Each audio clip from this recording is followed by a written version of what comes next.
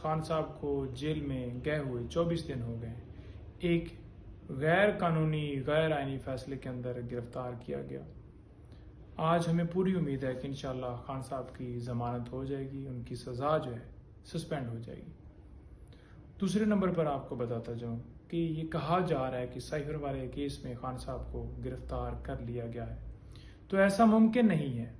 اس کی ریزن یہ ہے کہ آئین کا آرٹیکل 10(1) یہ واضح کہتا ہے کہ اگر بندہ گرفتار ہے اور آپ نے مزید کسی مقدمے میں گرفتار کرنا ہے تو اسے لازمی آپ نے انفارم کرنا ہے کہ آپ کو اس مقدمے میں گرفتار کیا جا رہا ہے یا کر دیا گیا ہے۔ ابھی تک نہ انہیں انفارمیشن ہے نہ ہمیں انفارمیشن ہے، تو اگر 6 دن پہلے گرفتاری ہوئی ہے تو 24 گھنٹوں کے اندر اندر قانون یہ کہتا ہے کہ آپ نے متعلقہ کورٹ میں اس بندے کو پیش کرنا ہے، تو ابھی تک نہ پیش کیا گیا، نہ کسی جگہ کے اوپر انہیں اطلاع ملی ہے، نہ ہمیں پتہ ہے۔ تو لہٰذا اگر پرانی گرفتاری ڈالی جاتی ہے آج سے 4 دن پہلے کی